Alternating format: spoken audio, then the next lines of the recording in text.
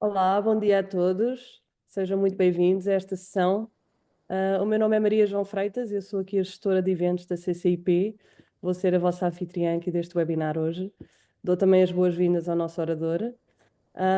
Gostaria de vos informar que este webinar está a ser gravado. Nós vamos partilhar depois a gravação no canal de YouTube da CCIP e vamos enviar-vos um e-mail depois no final desta sessão com o link. E informo também que podem utilizar o chat, que está aberto para toda a gente, podem deixar perguntas e depois o comandante José Paulo irá responder às vossas questões no final deste webinar. Pronto, espero que seja uma ótima sessão, vai ser com certeza, e passo a palavra então ao comandante José Paulo Sena. Ora, muito bom dia a todos e desde já o primeiro agradecimento à Câmara de Comércio e Indústria Portuguesa por me dar esta oportunidade de partilhar convosco alguns conhecimentos, alguma experiência, mas também esta preocupação com o título que eu escolhi para o webinar, que é o que é que o protocolo e o cerimonial militar podem beneficiar nas empresas, essencialmente. O que é que de facto pode ser uma mais-valia para uma empresa eh, adotar, seguir as boas práticas, que eu considero que são boas práticas, que existem no contexto militar. E, posto isto, vamos então avançando e obrigado pela vossa participação.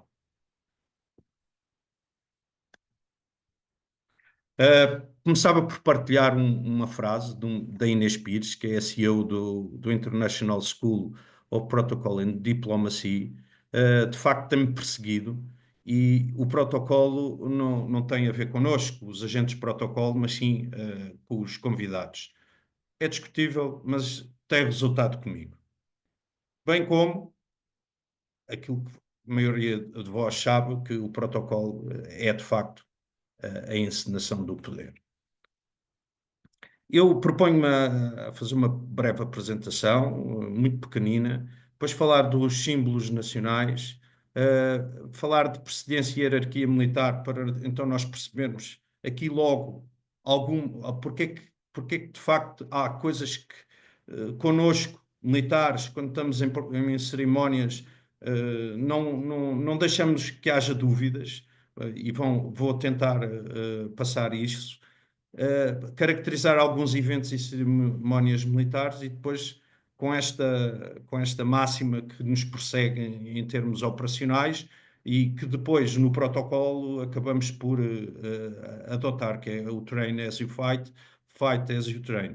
E como a Maria João teve a oportunidade de dizer, eu depois estarei disponível, atento a eventuais perguntas, dúvidas, comentários que surjam no chat. Eu estarei disponível para então responder e comentar o que houver. Ora bem, até março do ano passado era oficial de Marinha no ativo, portanto saí da Marinha com o posto de capitão de mar e guerra e durante muito tempo, eu diria 5 anos seguidos, tive, entre 2012, perdão, 2010 e 2015, estive intimamente ligado com as funções do protocolo. No entanto, eu gostava de partilhar convosco, talvez fosse importante, eu estive a pensar o que é que nós, quando entramos para a Escola Naval, acabamos por ter um contacto muito profundo logo com estas questões do protocolo e do cerimonial. Vejam, durante 4 anos, eu fiz viagens de instrução e pelo cariz da viagem de instrução, os cadetes, as guarnições dos navios são convidadas realmente a haver uma grande interação com a sociedade civil quando atracamos num porto e acaba por o protocolo estar logo presente na nossa formação. Mas passei à reserva, tenho estado envolvido em várias iniciativas e, portanto, coloquei no meio uma figura a mostrar armaduras, homens de armaduras, talvez para desmistificar um bocado aquilo que é, portanto, quem está a olhar para o ecrã do vosso lado esquerdo, o militar fardado, que é um obstáculo. Não pensem assim. Os militares são cidadãos como os outros, que num determinado momento da sua vida decidiram escolher a carreira militar como uma opção de vida e trabalho também. Mas, portanto, fiquem sempre conscientes que debaixo da farda está um homem, uma mulher, que pode ser um pai, uma mãe, um filho, um irmão, portanto, ou seja, nós temos origem na sociedade. E, e, de facto, é desmistificar um bocado isto. Acho que a sociedade, mais do que nunca, tem que viver em harmonia e tentarmos aprender com todos. Ora bem, também talvez deixe-vos aqui duas imagens. A de baixo é a imagem do Congresso de Viena de 1815. Acho que de facto é um marco, essencialmente na diplomacia, mas também que é a partir deste momento decorrente das guerras napoleónicas que há uma vontade de encarar os países todos iguais. Portanto, os países passam a ter um tratamento de igualdade, respeito entre todos. Acho que é aqui o momento da grande viragem. E isto é importante em termos do protocolo e do cerimonial. E depois escolhi aqui uma imagem de uma ponte, a ponte matemática em Cambridge, não sei se todos, alguns conhecem, talvez pela imagem, partilhar convosco que eu entendo que o protocolo deve ser entendido como uma ponte para ligar duas realidades. Portanto, deve ser entendido como um instrumento que permite ligar duas realidades. Ou seja, e quais são as duas realidades? Aquilo que a entidade, a organização, a empresa pretende fazer com o seu evento e a ligação aos convidados, aos convidados de honra, etc. Portanto, é uma imagem que eu pretendo dar com esta alegoria, metáfora. Ora bem, falando agora um pouco dos símbolos nacionais. De facto, o protocolo, normalmente nós quando falamos de protocolo, que o protocolo são regras, portanto são as regras que estão em vigor para conduzir cerimónias, relações, etc. A primeira questão que se deve ter, com a qual deve haver algum cuidado, de facto, são com os símbolos nacionais. E, portanto, os nossos símbolos nacionais, como julgo que é do vosso conhecimento, todos estão bem explícitos quais são. Portanto, recorremos à Constituição da República, no seu artigo 11º, e que é expresso quais serão a bandeira nacional, o hino nacional e a língua oficial, que é o português. Portanto, é o que consta na Constituição. Também trago aqui, porque eu pretendo ilustrar várias situações com imagens para partilhar convosco o que está bem, não está mal, não está bem e aquilo que pode ser evitado ou melhorado. Portanto, como também julgo que é do vosso conhecimento, o Código Penal, no seu artigo 332, tem um artigo dedicado ao traje de símbolos nacionais e regionais e, portanto, o respeito pela bandeira nacional, caso não o haja, é passível, se houver uma queixa-crime, de haver um desfecho no sentido de alguém ser penalizado por ter cometido alguma ofensa aos símbolos nacionais.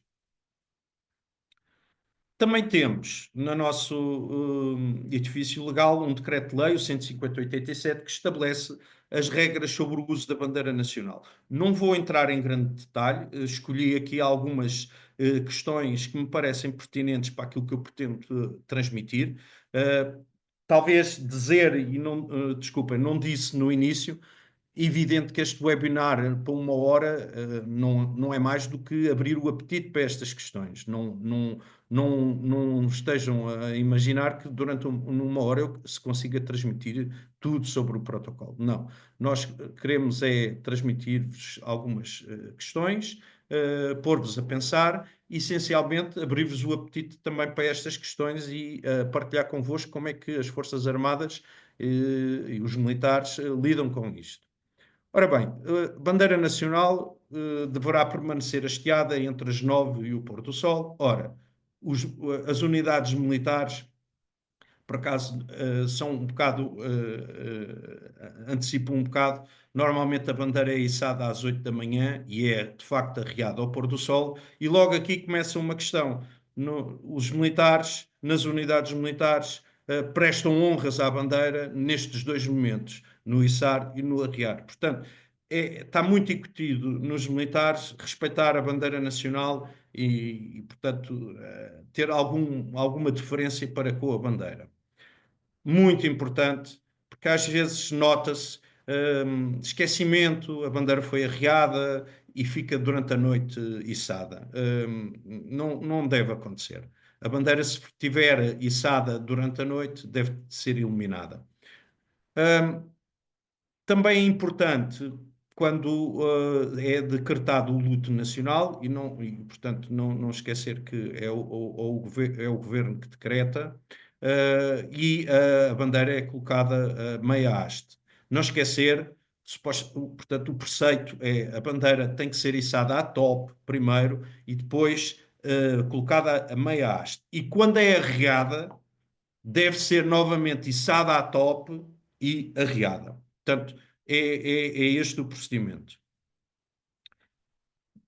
Deixo-vos aqui um grande enfoque no artigo 10º, porque de facto muitas vezes há, há aqui uma tendência para, e eu já vou dar alguns exemplos, há aqui alguma tendência para, pronto, temos um evento de cariz nacional, um evento que é necessário exortar alguns valores nacionais, portugueses, e então abusa-se dos símbolos nacionais, portanto, da bandeira nacional. E quando a bandeira de per si deve ser entendida como representante de todos os portugueses. Ora, às vezes menos é mais.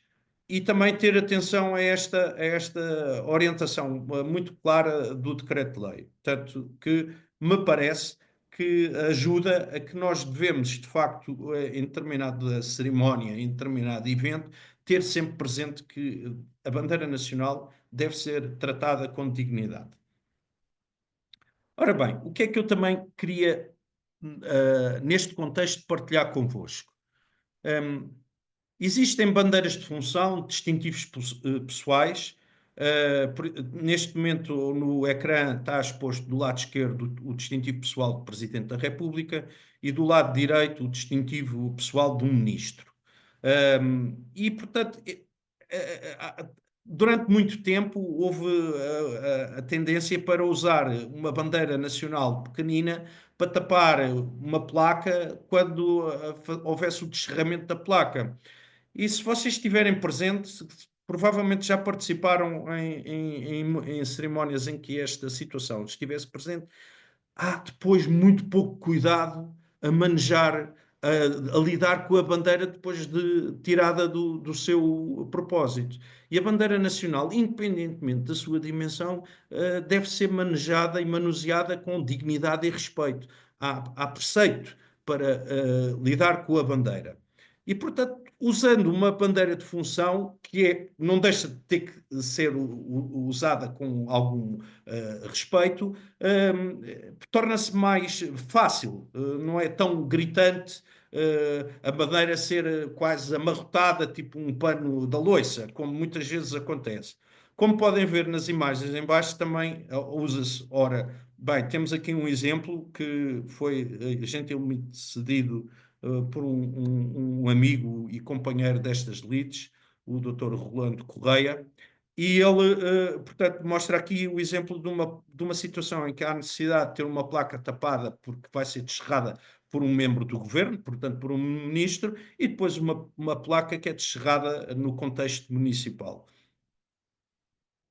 Ora bem, trago-vos aqui algumas situações, porque elas podem acontecer. Umas aqui estão bem, outras nem por isso, e vamos falar um bocadinho delas.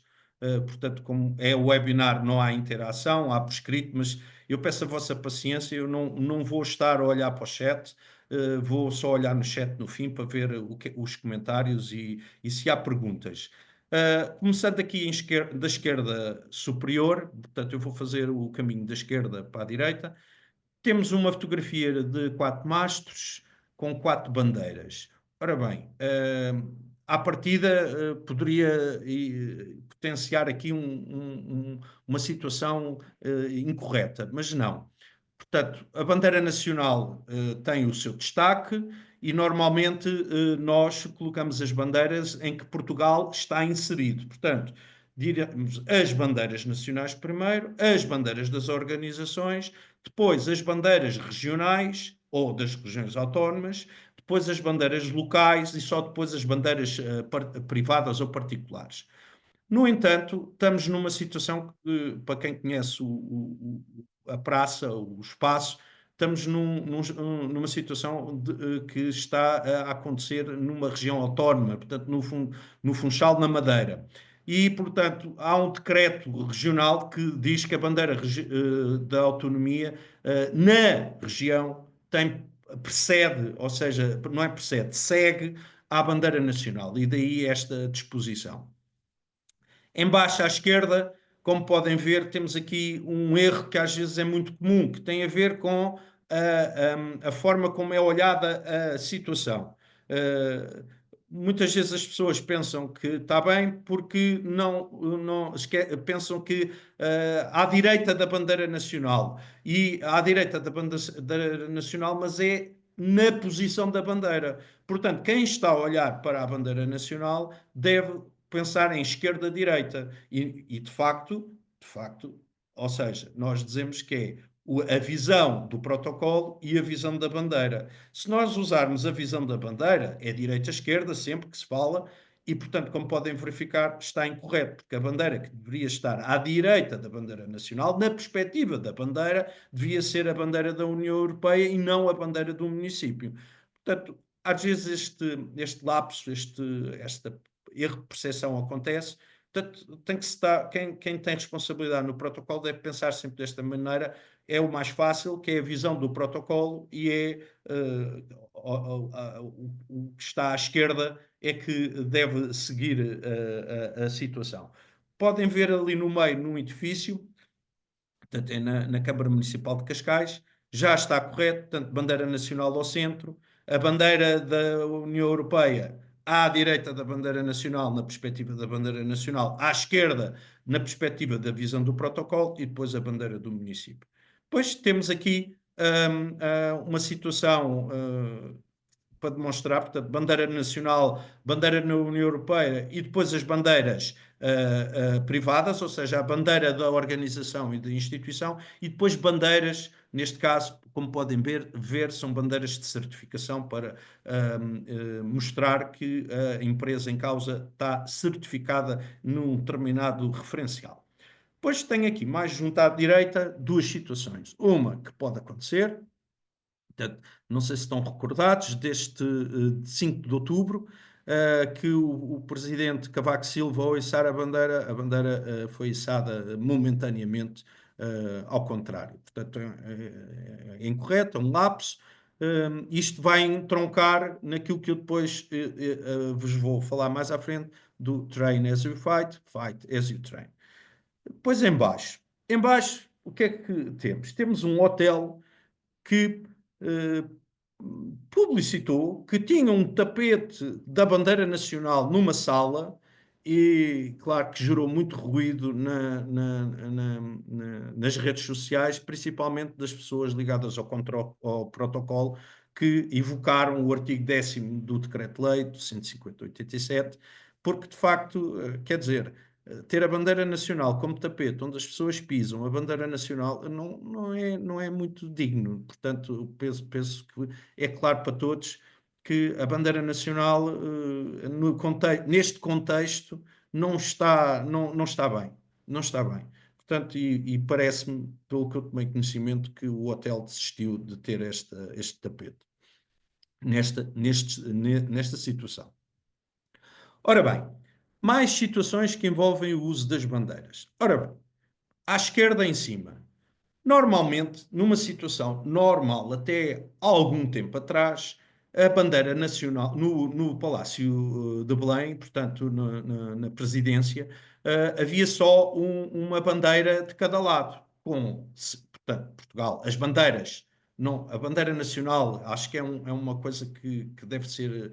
É fácil se nós pensarmos que a bandeira nacional é vaidosa, portanto, que quer em território nacional, quer ter sempre o seu lugar de destaque. Portanto, numa situação normal, teríamos a bandeira nacional à direita, portanto, quem está a olhar, a bandeira nacional à esquerda e a bandeira de Andorra à direita. E, como podem imaginar, o presidente, por uma questão de deferência, dá a sua direita ao convidado de honra. E, portanto, estamos numa situação nitidamente em que o peso da comunicação, a importância da comunicação, se sobrepõe a estas regras. Porque desta forma nós garantimos que quem está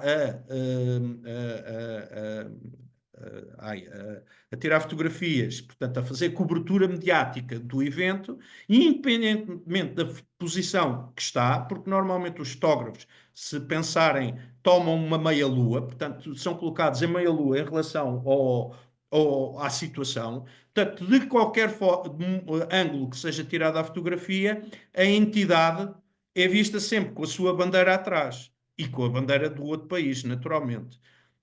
Temos aqui ao centro uma situação no Brasil, como podem ver, as bandeiras, portanto, se é no Brasil, a bandeira do Brasil tem precedência sobre a bandeira de Portugal, mas neste caso acho que é um juiz de um Supremo Tribunal que naturalmente dá a sua direita ao Presidente da República de Portugal. Pois mais à direita temos uma situação que não é muito normal. E, portanto, o que é que eu entendi desta situação? Porque eu não falei com quem organizou a situação. Isto é no encontro, portanto, das relações bilaterais entre Portugal e Espanha, e eu tenho a certeza que isto foi organizado em Espanha, e, portanto, alguém da comunicação, da imagem, para garantir que não havia uma cacofonia de bandeiras no espaço, entendeu que fazia mais sentido cada chefe de Estado, nas imagens captadas, aparecer junto à sua bandeira. Pronto. E é curioso, porque vocês vejam bem a questão, a forma como as bandeiras estão colocadas, o rei de Espanha aparece à direita da bandeira e o Presidente da República aparece à esquerda da bandeira. Ou seja, o Presidente da República, numa perspectiva de imagem, fica sempre bem. O Rei de Espanha, numa perspectiva de imagem, não ficará tão bem, porque a bandeira do Reino de Espanha deveria estar à esquerda dele para quem vê, porque a bandeira do país é vaidosa, tem que ficar à direita. Embaixo está mostrada a forma, pronto, como é dobrada, portanto, uma bandeira nacional para ser tratada com dignidade. Evidente que os militares têm isto treinado, treinam, ninguém está a imaginar que uma organização, uma empresa, siga este caminho, mas seguir, tudo bem. No entanto, estão a ver, no mínimo, aqui estão 3 pessoas, mas o ideal são 4, dependendo do tamanho da bandeira. Mas há um preceito, há um propósito, a bandeira deve ser dobrada de forma a que no final, como está aqui nesta imagem em baixo à direita, fique visível portanto, as esquinas para ficarem para cima. Trago aqui, por fim, 3 situações que podem acontecer. A primeira, do lado esquerdo do ecrã, tem a ver com um artista algarvio, El Menau, que fez esta composição com a bandeira nacional, portanto, que a bandeira nacional numa forca, portanto, a dar a entender que o país estava enforcado, e alguém entendeu apresentar queixa-crime contra ele. E, portanto, a decisão do juiz foi muito clara, foi o que está aqui em causa é uma manifestação de arte e, portanto, não foi absolvido da queixa-crime. É discutível. Agora, se nós olharmos, sabendo que isto é uma expressão de arte, portanto, é natural que, vivendo nós no país que vivemos, que preza a liberdade de expressão, havendo este contexto, portanto, o artista objetivamente não tinha intenção nenhuma de ofender a bandeira nacional, mas sim usando a bandeira nacional como símbolo de Portugal, portanto, Portugal, e quis ilustrar desta maneira. Portanto, esta foi a ideia que o juiz transmitiu, foi a decisão do juiz. A segunda, em cima à direita, portanto, temos o caixão do falecido presidente Mário Soares a ser transportado por militares da Guarda Nacional e eu chamo a atenção, esta bandeira tem uma irregularidade e, portanto, saiu assim, mas sabemos que depois foi substituída. Portanto, se repararem, os castelos têm as portas abertas e a bandeira nacional tem os castelos com as portas fechadas. Isto para dizer que as bandeiras podem ser encomendadas, as bandeiras podem ser compradas e não é por alguém ter essas bandeiras à venda que elas estão bem. Portanto, quem tem responsabilidade na organização por encomendar a bandeira, depois deve verificar se está tudo bem. Não sei se têm presente que uma vez no edifício da União Europeia, quem foi responsável pela aquisição das bandeiras não verificou e as bandeiras, em vez de terem castelos, tinham pagodes. Portanto, estão mesmo a ver o que é que poderá ter acontecido. Embaixo, fiquem descansados, não se passou em Portugal, mas eu trago uma imagem de que isto foi na Bolívia, um grupo de manifestantes entendeu queimar a bandeira portuguesa, ao exemplo de ter queimado a bandeira de Espanha e de outro país que eu julgo que é a Itália, ou México, não tenho aqui a certeza.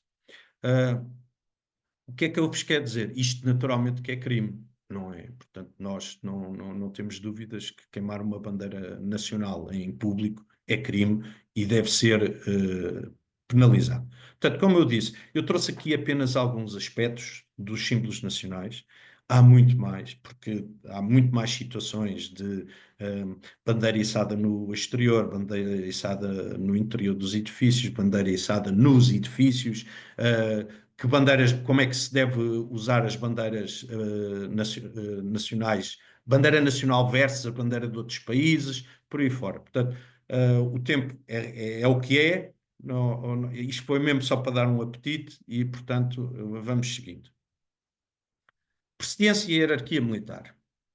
Ora bem, nós, Portugal, de facto, temos aqui uma mais-valia em relação a muitos países do mundo e, em particular, os países da União Europeia, que esta situação já tem sido muito referida como uma mais-valia. De facto, desde 2006, através da Lei 40 de 2006, 25 de agosto, existe uma lei das precedências do Protocolo do Estado português. Ou seja, é uma lei de precedências para as entidades públicas, portanto, é no contexto público.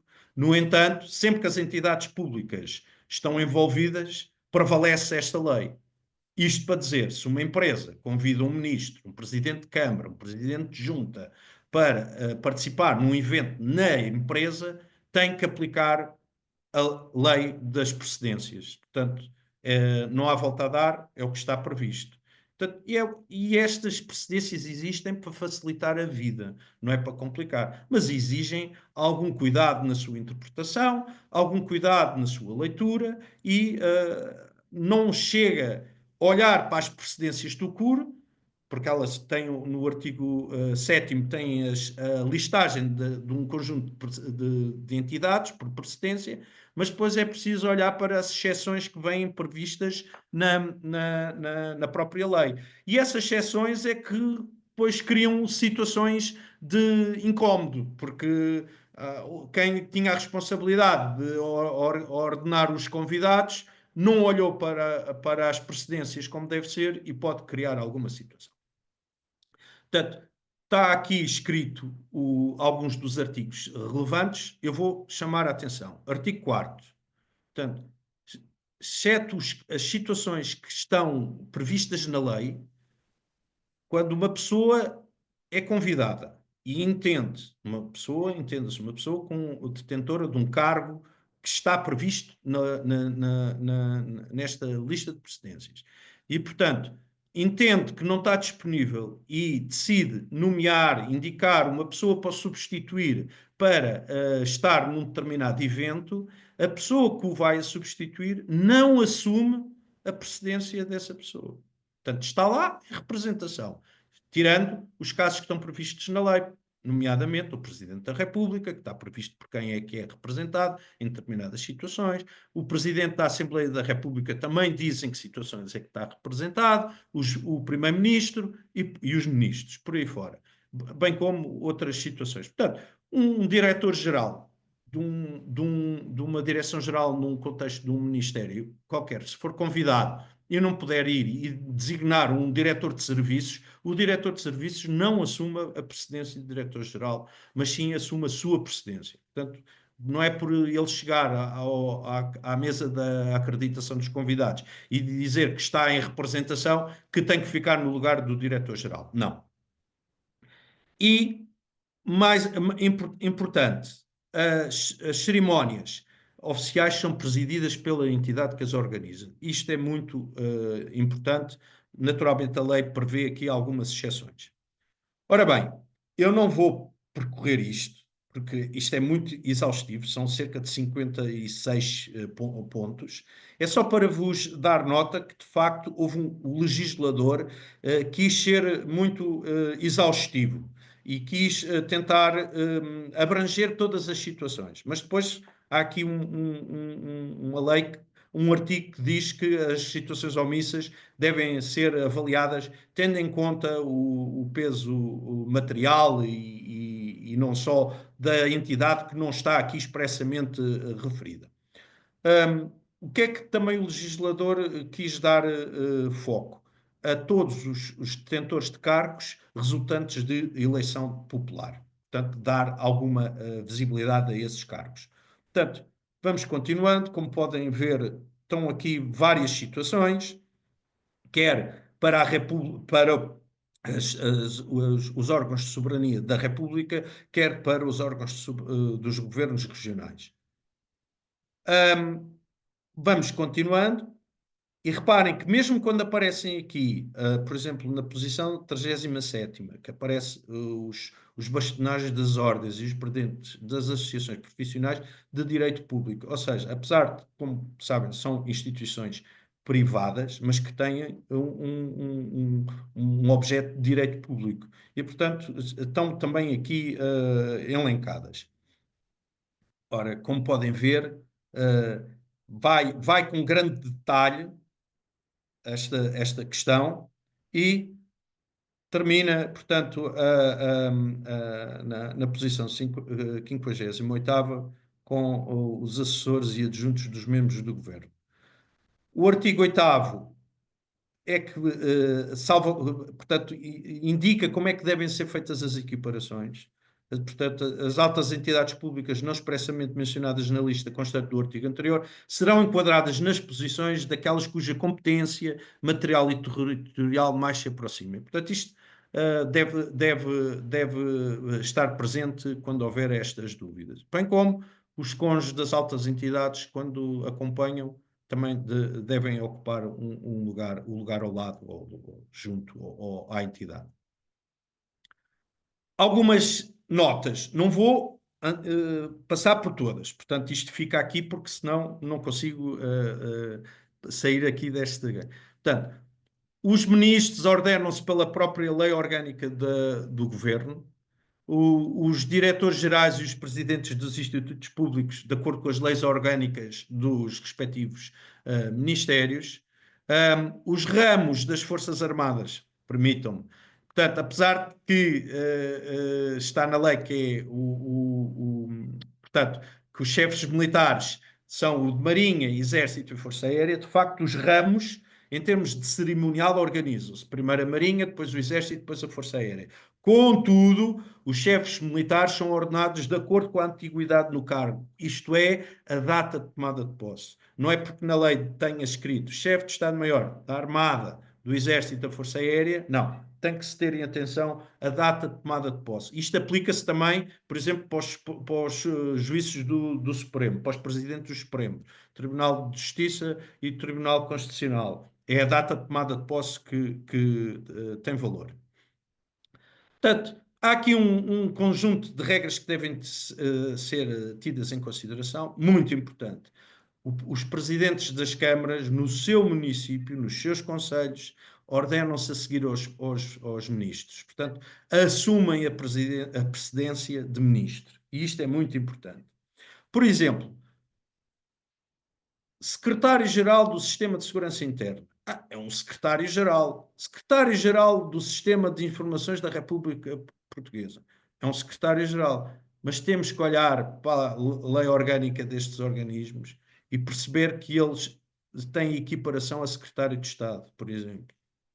Por exemplo, o presidente da ANEP, da Proteção Civil, da Agência Nacional de Emergência e Proteção Civil, é equiparado a subsecretário de Estado. Portanto, às vezes convém verificar qual é, de facto, a precedência que a lei atribui a determinado detentor de um cargo público. Ora bem, continuando, estão aqui várias situações, não vou perder muito tempo com elas, elas estão na lei. O que é que eu queria muito rapidamente que víssemos? Portanto, a hierarquia militar. Portanto, na Marinha nós temos as praças, a Marinha não, nas Forças Armadas temos praças, sargentos, oficiais subalternos, oficiais superiores e oficiais generais. Portanto, existe aqui um conjunto de postos que estão hierarquizados, ou seja, em qualquer momento sabe-se quem é que é mais antigo do que o outro pelo seu posto, e quando há dúvidas no posto, usa-se a data de promoção e depois existe também uma possibilidade de desconflituar. Se tiverem os dois a mesma data de promoção, vai-se até ao curso, ao curso de entrada nos quadros permanentes. Portanto, nós temos os marinheiros, os cabos, os sargentos, os tenentes, o capitão-tenente, capitão de fragata, capitão de mar e guerra, comodoro, contra-almirante, vice-almirante e almirante. O mesmo para o exército, com outra designação, naturalmente. Temos os cabos, temos os sargentos, também é igual, mas aqui os oficiais já é alferes, tenente-capitão, major, tenente-coronel, coronel, brigadeiro-general, major-general, tenente-general e general. E na Força Aérea é semelhante ao Exército. Eu trouxe aqui, talvez porque, pronto, sendo eu marinheiro, há uma afinidade com a Polícia Marítima para mostrar que há postos, portanto, aqui na Polícia Marítima, como há postos da PSP e da GNR. Portanto, a GNR, como são militares, tem os seus postos muito semelhantes aos do Exército. A PSP já são considerados, portanto, falamos em agentes e chefes, comissários, subintendentes, superintendentes. E tenho aqui uma tabela de equiparação para mostrar a equiparação entre os postos militares, os postos da Polícia de Segurança Pública, da GNR e também com entidades diplomáticas. Ora bem, precedência versus hierarquia. Na sua carreira, muitas vezes os militares ocupam cargos da estrutura do Ministério da Defesa Nacional que são considerados cargos civis, nomeadamente de diretor-geral, em baixo, e presidente do IASFA, do Instituto de Apoio Social das Forças Armadas. Começo pela situação de baixo. Portanto, o contra-almirante José Isabel é o diretor-geral da Polícia Judiciária Militar e, portanto, ele, quando é convidado para uma cerimónia militar, é-lhe devida a precedência de diretor-geral da Polícia Judiciária. Portanto, e até nestas circunstâncias, quando eles são convidados na qualidade do seu cargo, eles aparecem mesmo nas unidades militares a trajar à civil para dar nota de que estão lá como diretor-geral. E para não haver confusão de ver um contra-almirante que tem hierarquia inferior a um vice-almirante sentado num lugar de maior destaque, mas ele é diretor-geral. O mesmo se aplica nas duas situações em cima, que são tomadas de posse dos presidentes, em duas situações presidentes do IASFA. Portanto, apesar de serem tenentes generais, assumem a posição de presidente do Instituto Público, que é equivalente a diretor-geral, e, portanto, têm precedência superior a tenente-general. 3 estrelas. E, portanto, quando são convidados para uma cerimónia no contexto militar, eles normalmente vão trajando à civil, que é para não haverem dúvidas. Ora bem, posto isto, eu gostava de falar um bocado sobre eventos e cerimónias militares para talvez partilhar convosco o que é que caracteriza estes eventos e estas cerimónias. Ora bem, a cerimónia militar por excelência que ocorre anualmente é a cerimónia do 10 de junho, pela sua natureza. Portanto, é uma cerimónia que é o momento em que o Comandante Supremo das Forças Armadas, portanto, o Presidente da República por inerência, fala às Forças Armadas. Portanto, o seu discurso, se relembrarem de alguns, está muito focado naquilo que nas Forças Armadas. Portanto, os dias dos Ramos, portanto, tem uma oportunidade, portanto, os Ramos celebram todos os anos o seu dia. A Marinha, por exemplo, atento às suas características de atuar no mar, faz sempre a celebração do seu dia numa cidade, numa vila ribeirinha com a fronte virada para o mar. Este ano vai ser em Viana do Castelo. Há cerimónias de entregas de comando, portanto, também têm algum peso. E, naturalmente, nós muitas vezes recebemos visitas oficiais que implicam guardas de honra. Portanto, estas cerimónias têm sempre há dois momentos. Portanto, normalmente as cerimónias do 10 de junho e dos Ramos e as próprias algumas entregas de comando têm uma formatura. Portanto, têm tropas formadas na parada. Têm forças estacionadas na parada, formadas para portanto, ilustrar algumas coisas que eu já vou falar. Portanto, temos aqui uma imagem do Dia da Marinha na cidade de Setúbal, em 2011. Portanto, foi a minha primeira cerimónia de protocolo e, portanto, então, o bloco de estandartes nacionais, portanto, estandartes nacionais são de uma forma ou de outra, a bandeira nacional da unidade, ou seja, as unidades militares constituídas têm direito a ter um estandarte nacional, que na prática é uma bandeira nacional. A desfilar, depois temos aqui a revista das tropas em parada num contexto de um 10 de junho, temos uma guarda de honra, uma entrada de um navio e o Presidente da República e o Chefe de Estado-Maior da Armada a entrarem no navio.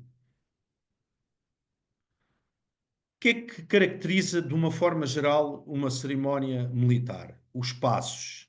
Portanto, e é aqui que talvez esteja aquilo que eu gostaria de transmitir. Portanto, nós, para qualquer cerimónia, há um planeamento, portanto, planeamento local, período, quem vem, quem não vem, o que é que se vai fazer, o que não se vai fazer.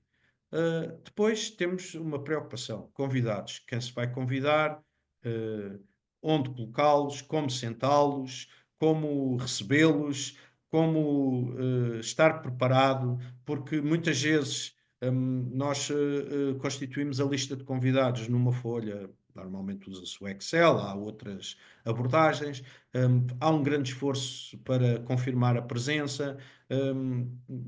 Nós, porque fazemos um sitting, portanto, fazemos um sitting dos convidados nominal, ou seja, normalmente nas cerimónias de maior relevo, nós não sentamos os convidados na zona, ou seja, tipo dizer assim, tenho uma fila para entidades externas, tenho uma fila. Não. Nós, normalmente, nas Forças Armadas, sentamos nominalmente os convidados. Portanto, estão a ver o esforço que dá sentar, por exemplo, um dia do ramo, que podemos ter 200 convidados, sentá-los todos de acordo com a lei das precedências. Mas faz. E é mais confortável, porque assim minimizamos os erros, bem como minimizamos comentários, porque, como podem imaginar, pessoas fardadas ostentam um posto, ostentam uma hierarquia, ostentam uma precedência. E se nós sentarmos à zona militares, não é boa abordagem. Bem como funciona para os civis, apesar de estarem a trajar de forma civil, todos eles sabem o que é que, em cada momento, quem é que é mais, tem maior precedência ou menor precedência. Portanto, sentar nominalmente dá trabalho, mas compensa. Naturalmente, fazer o plano de assentos e o sitting plan. Aqui, pronto, nós não temos tempo, eu vou só dar uma nota. Deve haver sempre lugares vazios para explorar, quer convidados que apareçam, que não tenham confirmado e apareçam, quer outras situações. E no plano de sitting também deve estar consagrado as chamadas ilhas. Porque, como podem entender, por exemplo, uma entidade como o Presidente da República gosta de ter próximo dele aquela figura que vocês veem, os militares com os cordões, os ajudantes de campo, próximo, porque são pessoas que no terreno apoiam bastante a entidade. E, portanto, é necessário vocês criarem esta figura das ilhas. Os ornamentos dos espaços da cerimónia faz parte, ornamentos, mas também sempre com a máxima de menos é muito. Equipamento de som, muito importante, ter sempre uma redundância. Não, porque no dia o Murphy, quando visita, é tramado. E ter o guião da cerimónia. É muito importante ter um speaker, portanto, da cerimónia. Uma cerimónia com um speaker garante que a cerimónia é conduzida como nós queremos, é conduzida no ritmo que queremos e conseguimos em cada momento transmitir a quem está a assistir o que é que está a acontecer. Que é para não quer dizer, a pior coisa que pode acontecer a um convidado é estar numa cerimónia e não fazer ideia do que é que está a acontecer. Portanto, sempre que possível, uma cerimónia ter um speaker é muito vantajoso. Ora bem, o que é que uma cerimónia militar com forças em parada pretende transmitir? Porque é que as forças estão formadas? Porque nós gostamos de mostrar e demonstrar para aquilo que somos treinados e para aquilo que somos. Portanto, queremos transmitir unidade de comando, queremos transmitir que há disciplina, queremos transmitir que de facto há hierarquia e, acima de tudo, uma coisa muito importante, que há espírito de missão. Portanto, que nós estamos empenhados na tarefa, nós estamos empenhados na missão. E estar formado, muitas vezes, dependendo da cerimónia, por exemplo, 10 de junho, entre a preparação e o estar formado, podem passar 40 minutos, 45 minutos, uma hora. E, portanto, como podem ver, é neste contexto de espírito de missão, o espírito de sacrifício que a missão muitas vezes tem, que é importante transmitir. Ora bem, isto aproxima-se, é muito rápido. Train as you fight, fight as you train. Porquê que eu falo disto? E a importância, talvez seja o valor mais importante, a boa prática mais importante que o protocolo e o cerimonial militar pode transmitir a uma empresa privada e mesmo às públicas. Se vocês olharem portanto, para a esquerda, é de facto este train as you fight, fight as you train, vem do general Patton na Segunda Guerra Mundial, que ele disse you fight like you train. Portanto, o treino existe para permitir que, debaixo de fogo, as pessoas não pensem muito e executem as suas tarefas sem pensar muito. E, portanto, por isso é que há treino no contexto operacional. Ora bem, o protocolo militar tem como base os militares e tem como base a sua formação. Ora, se nós somos formados a pensar que temos que treinar para combater, portanto, se pensarmos que o protocolo, a cerimónia é o que temos que fazer, é a nossa missão, nós treinamos. E, portanto, as cerimónias são treinadas, são ensaiadas, que é para tentar minimizar o impacto negativo de uma situação que não esteja prevista. Portanto, eu depois mostro novamente a situação do 5 de outubro e, portanto, fica aqui a ideia que esta situação aconteceu porque não foi treinada. Não foi verificado no momento, não foi treinado, não foi salvaguardado qual é o ponto que deve içar na bandeira para não haver esta situação. Portanto, nós tentamos, através do treino, minimizar os impactos das coisas que possam correr menos bem no dia da missão. Bem como minimizar riscos. Nós, ao treinar e ao ensaiar, conseguimos identificar onde estão a maior parte dos riscos. Pronto. E evidente, isto tem a ver com o facto de o protocolo nas Forças Armadas está imbuído também do espírito da operacional. Portanto, está imbuído do espírito, do core de umas Forças Armadas. A empresa provavelmente não entende o protocolo como o core da sua empresa. Mas o protocolo, ao exemplo da comunicação e da segurança em sentido lato, deve ser entendido como um instrumento fundamental para a empresa, a organização, apresentar aquilo que é à sociedade.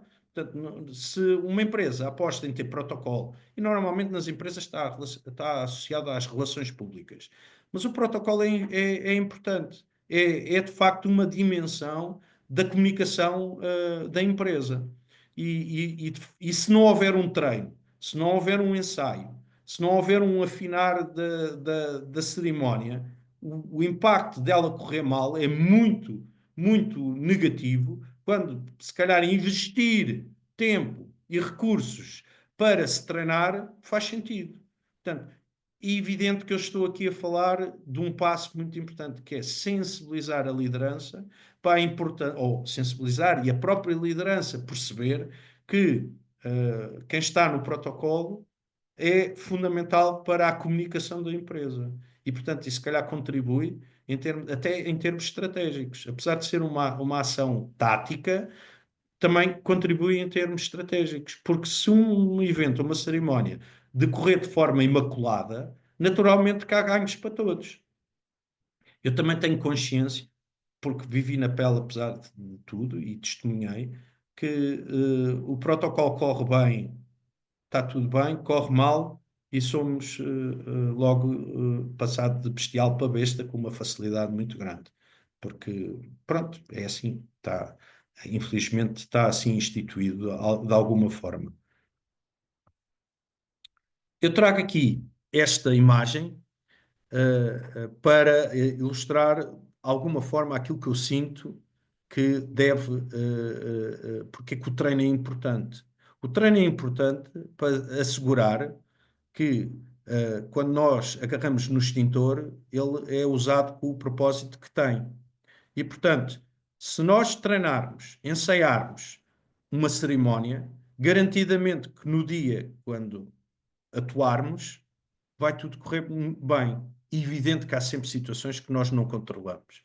Mas, como ensaiámos e treinámos, pelo menos minimizámos os impactos de algo correr mal, de alguma situação potencialmente criar disrupção e criar o caos, porque nós o que não queremos é que o protocolo, ou seja, o protocolo ou a ausência de protocolo, contribua para o caos da situação. E, portanto, eu, não é de inocente ter aqui três esferas em equilíbrio. Eu sou um acérrimo defensor que o protocolo, a comunicação e a segurança, num determinado evento e cerimónia, devem estar em equilíbrio. Isto é, a segurança em sentido lato, mas por exemplo, nós convidamos uma empresa, convida um ministro que, de acordo com a avaliação de risco que o Estado português faz, ele tem sempre uma equipa de seguranças com ele. Portanto, normalmente, quem é que tem? Presidente da República, Primeiro-Ministro, o Ministro da Administração Interna, o Ministro da Defesa Nacional ou outras entidades que, pelo risco de avaliação no momento, tenham a segurança pessoal atribuída. É evidente que é fundamental envolver estas pessoas, porque eles têm uma missão. E, portanto, nós não podemos ficar chocados por eles chegarem a fazer um site survey, uma visita, para assegurar que tudo corre bem no que diz respeito à segurança. Portanto, haver reuniões prévias com a segurança para garantir que tudo corre bem é fundamental. A comunicação. a comunicação, mais do que nunca nos dias que correm, é fundamental. E, portanto, o protocolo tem que ceder muitas vezes. Portanto, eu diria assim, a gente às vezes tem que ceder, apesar das regras do protocolo existirem para serem cumpridas, muitas vezes temos que ceder para garantir equilíbrios. Como eu disse, por exemplo, aquela imagem das entidades com duas bandeiras por trás. É uma questão de comunicação. É para assegurar que a bandeira do país daquela entidade aparece na imagem. E, portanto, faz sentido, porque a imagem tem muito peso hoje em dia. E, de facto, o protocolo. Se nós tivermos um bom protocolo, nós asseguramos que os eventos e as cerimónias correm bem. Portanto, o protocolo é fundamental existir numa organização. Pronto, posto isto, eu vou, então, conforme combinado, olhar para as eventuais perguntas, comentários que existam. Portanto, eu peço só aqui para eu perder aqui um certo momentinho. Ok, e vamos ver desde o início aqui uns bom dias, sim senhora. Que essa sessão está a ser informada. Bom dia. Bom dia. Existe uma equipa de protocolo diferente para o governo e para a presidência, onde consultar? Sim. Ora bem, esta pergunta faz todo o sentido. Quando diz existe uma equipa de protocolo diferente para o governo, atenção, o governo no todo diria que tem como base a presidência do Conselho de Ministros. E a presidência do Conselho de Ministros tem uma equipa de protocolo e ou está sediada no edifício da presidência do Conselho de Ministros ou tem alguns elementos no Palácio de São Bento, porque apoiam diretamente o primeiro-ministro.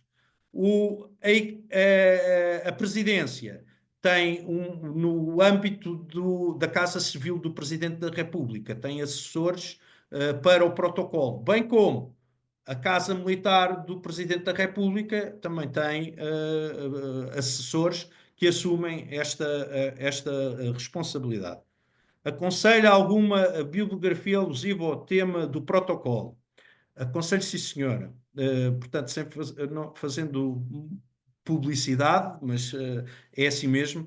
A referência do protocolo, porque é um livro que tem todo o protocolo, ou seja, protocolo de Estado, protocolo empresarial, protocolo de desporto, protocolo social. É o livro do embaixador Bolsa Serrano. Portanto, o livro do protocolo do embaixador José Boza Serrano. É um livro bastante completo, já vai na sua segunda edição e preenche todas as áreas do protocolo. Vi que deixou uma pergunta. Nos Açores, à semelhança da bandeira, aplica a mesma lei de precedência da sua bandeira? Sim, e deve o fazer. Portanto, não confundir uma coisa que talvez, pronto, a pergunta vai ajudar. Uh, um, a bandeira da região autónoma, nos eventos da região autónoma, segue a bandeira nacional. Agora, no entanto, por exemplo, que é uma questão que levanta grande. Todos os organismos de Estado implantados nas regiões autónomas têm que cumprir com o que está previsto para a República. Por exemplo, as unidades militares, apesar de estarem implantadas nas regiões autónomas, só içam a bandeira nacional. Não içam a bandeira da região autónoma. Porque as Forças Armadas não são da região autónoma. As Forças Armadas são de Portugal. E, portanto, a sua bandeira é a bandeira nacional, não é a bandeira da região autónoma. Está bem? Portanto, isto, às vezes, como por exemplo, a extensão do tribunal, não sei o quê, não é? É da República, não é da região autónoma. Portanto, a bandeira que tem que estar içada é a de Portugal e a da União Europeia, se assim entenderem. Se tiver a da região, não é mal, mas se não tiver, também ninguém pode pegar nisso. Está bem? Desculpem lá, tinha aqui o telefone a tocar. No caso de uma mesa redonda em palco de um evento civil não cerimonial com um elemento das Forças Armadas, é necessário seguir o protocolo? Sim, sim. Não, desculpe. Sim, é natural que tenha necessidade de seguir o protocolo. Porquê? Como eu disse, na lei das precedências diz que em qualquer circunstância, se as pessoas que estão naquela lista têm precedência, então deve ser seguido o protocolo. Está bem? Pronto. Mais Rita Nunes. Tem o livro do protocolo de Rita Nunes, isso é uma pergunta. A lista de a lista de prevalência permanece mesmo em cerimónias não oficiais. Isso se aplica mesmo se a entidade for convidada como um indivíduo normal, um familiar e não nas vestes das suas funções. Bom, então está-me a dizer, imagine que eu, eh, vamos supor, que eu sou o presidente da Câmara Municipal de Setúbal e há uma empresa em Setúbal que decide convidar o cidadão José Paulo Lucena. Está dissociado, não é? Faz sentido? É a grande pergunta que temos que. Como é que é? Não, não vamos facilitar, não vamos também criar constrangimentos à pessoa. Então a pessoa é o presidente da Câmara, tem presidência de ministro, é convidado a título particular. É o presidente da Câmara, tem que se dar a precedência. Ora bem, julgo que esgotei todas as. Como nos devemos dirigir às várias entidades? Excelentíssimo, Excelência, onde podemos consultar. Pronto. Helena Ferreira. Este livro do embaixador Bolsa Serrano ajuda bastante nesse contexto. Portanto, não esquecer que existem três situações: como se dirige oralmente, portanto, em contexto de conversa, é uma maneira, como se dirigir no contexto da correspondência oficial portanto, e como fazer referência num texto à pessoa. Portanto, mas o livro do embaixador Bolsa Serrano faz referência, tem um capítulo dedicado a este campo. Bom, eu disse, era para abrir o apetite, era mesmo mostrar o gosto. Agradeço a vossa presença. Eu, na apresentação, tenho os meus contactos e, portanto, estejam à vontade espera aí, a Marta Azevedo diz que colocou uma pergunta que não viu respondida. Espera lá, ver se eu consigo apanhar. Marta Azevedo, desculpe lá, Marta Azevedo. Num discurso, qual a ordem das entidades a falar? Onde posso ver? Ora bem, então, muito rapidamente. Uma cerimónia, alguém presida a cerimónia. Quem presida a cerimónia deve ser o último a falar. E, portanto, porque é que nós devemos pôr quem presida a cerimónia a ser o último a falar? Porque não vamos pôr ninguém a constrangir mutuamente. Ou seja, quem presida a cerimónia é o último a falar. Porquê? Porque passa o que tem a passar e ponto final. Quem recebe fala primeiro, só, por exemplo, imaginem o que é normal acontecer. O dia do ramo, o dia do ramo das Forças Armadas. O chefe de Estado-Maior do ramo fala e depois fala o Ministro da Defesa ou quem presida a cerimónia. Por exemplo, imagine uma empresa convida o Presidente da Câmara e entre os assessorias combinam quem é que discursa. Se o Presidente da Câmara é convidado na perspectiva de presidir a cerimónia, ele então tem que ser o último a falar. Espero que tenha sido claro e que tenha respondido a todas as notas e perguntas. Portanto, agradeço e passo a palavra à Maria João para eventualmente fazer o encerramento. Obrigado.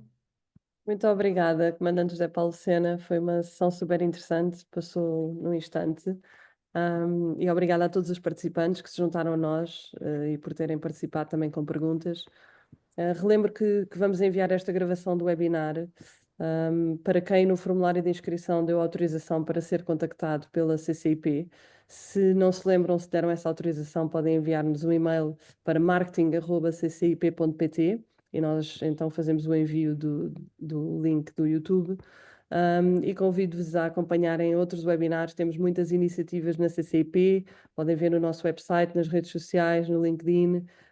Estamos sempre a promover muitas iniciativas de muito interesse. E pronto, e mais uma vez agradecer ao Comandante José Paulo Lucena por esta sessão, e a todos os participantes. Muito obrigada e tenham um excelente dia. Obrigado, bom dia e Obrigada. um bom dia de trabalho para todos. E protejam-se, porque está aí um aviso amarelo de mau tempo aqui para para Lisboa, Setúbal, portanto não queremos molhar os pés. Bem-ajam a todos e obrigado. Bom dia, obrigada. Obrigada. Obrigado.